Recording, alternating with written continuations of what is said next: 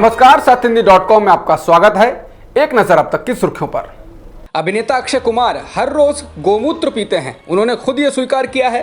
दरअसल Akshay Kumar Bear Grylls के popular adventure show into the wild में नजर आएंगे। इसी कार्यक्रम के प्रमोशन को लेकर बेयर ग्रिल्स ने इंस्टाग्राम पर लाइव चैट शो रखा था। इस दौरान हुमा ने एलिफेंट पूप टी के बारे में सवाल पूछा। बता दें, हाथी द्वारा निगली गई कॉफी बिन्स जब गोबर के साथ बाहर आती है तो उसी से एलिफेंट पूप टी बनाई जाती है। हुमा पूछती हैं कि इनटू द वाइल्ड की शूटिंग के दौरान वह एलिफेंट पूप टी पीने की हिम्मत कैसे कर पाए।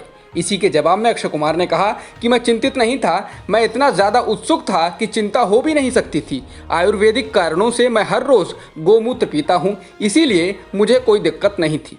जिसके बाद से एक बार फिर गोमूत्र चर्चा में है। भारत और चीन में एलएसी पर बढ़ते तनाव के बीच chief of defence staff general Bipin Rawat ने कहा है कि देश के सशस्त्र बल किसी भी स्थिति का सामना करने के लिए तैयार हैं।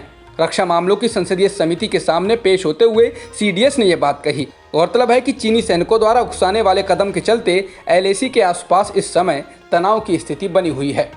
भारत चीन के बीच जारी सीमा विवाद को लेकर चीन के सरकारी मीडिया ने एक बार फिर भारत को धमकी दी है। ग्लोबल टाइम्स के ताज़ा लेख में भारत चीन मुद्दे पर लिखा गया है कि यदि भारत शांति चाहता है तो भारत और चीन को 7 नवंबर 1959 की एलएसी को लागू करना चाहिए। यदि भारत युद्ध चाहता है तो फिर चीन इसके लिए भी तैयार है।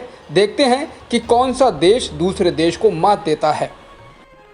चीन के सरकारी अखबार ग्लोबल टाइम्स के संपादक हु जिजिन ने एक ट्वीट कर लिखा है कि यदि भारतीय सैनिक पेंगोंग झील के दक्षिणी तट से पीछे नहीं हटते हैं तो पीएलए पूरी सर्दियों तक वहीं जमी रहेगी। भारत की लॉजिस्टिक सपोर्ट कमज़ोर है। कई भारतीय सैनिक ठंड के कारण या फिर कोरोना के कारण मर जाएंगे। फिर युद्ध हुआ तो भारतीय सेना की जल्द ही हार हो जाएगी। 9 सितंबर को अभिनेत्री कंगना रनौत चंडीगढ़ से मुंबई इंडिगो के फ्लाइट में आई थी। इस दौरान फ्लाइट के अंदर वीडियोग्राफी और फोटोग्राफी हुई थी।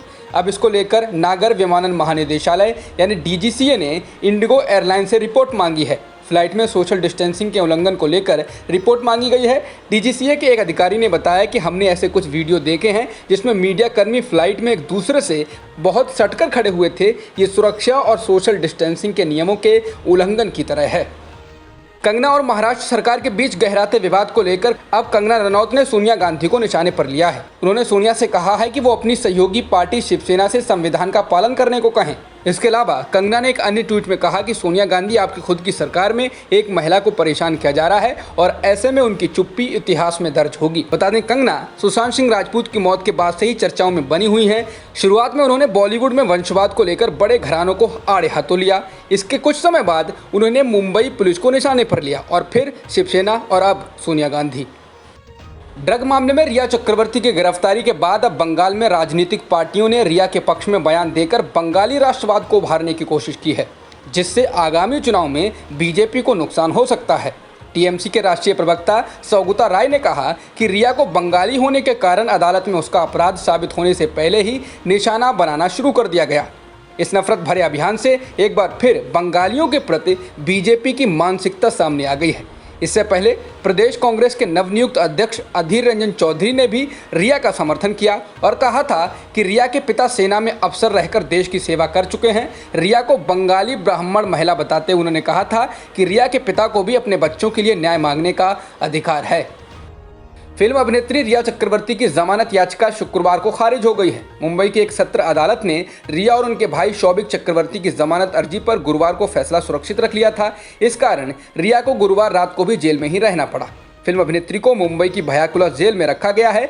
रिया, शौविक के अलावा दीपेश रावत, सैमुअल मिरांडा की भी जमानत याचिका को खारिज कर दिया गया है।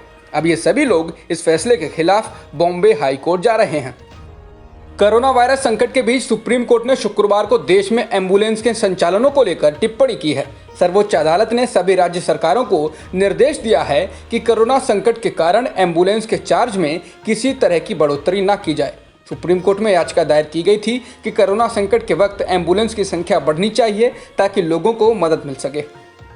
भारत में कोरोना संक्रमितों का आंकड़ा 45,66,000 के पार हो गया है और मृतकों की संख्या भी 76,000 से ज़्यादा हो चुकी है। फिलहाल एक्टिव केस 9,47,000 से अधिक हैं। आंध्र प्रदेश में हर रोज की तरह एक बार फिर आज 10,000 मामले दर्ज किए गए हैं और 77 लोगों की मौत हुई है, जिसके साथ ही राज्य में कोरोना संक्रमितों का आंकड़ा 5,47,000 के पार हो गया है और मृतकों की संख्या भी 4,779 हो चुकी है। फिलहाल एक्टिव मामले 96,000 से ज्यादा हैं। जॉन्स हॉपकिंस यूनिवर्सिटी के मुताबिक दुनिया में कोरोना संक्रमितों का आंकड़ा 2,82,00,000 से ज्यादा हो गया है और मृतकों की संख्या भी 9,10,000 से ज्यादा हो चुकी है। वहीं वर्ल्डोमीटर्स वेबसाइट के मुताबिक अभी तक 2 करोड़ से अधिक लोग ठीक भी हो चुके हैं। जॉन्स हॉपकिंस यूनिवर्सिटी के अनुसार अमेरिका में कोरोना संक्रमितों का आंकड़ा 63,97,000 से ज़्यादा हो गया है और मृतकों की संख्या भी 1,91,000 से अधिक हो गई है। वहीं ब्राज़ील में 42,38,000 संक्रमण के मामले आ चुके हैं और 1,29,000 से अधिक लोगों की कोरोना के कारण जान भी जा चुकी है। अब तक की खबरों में बस इतना ही। बाकी खबरों के लिए बने रहिए सत्यहिंदी.com के साथ।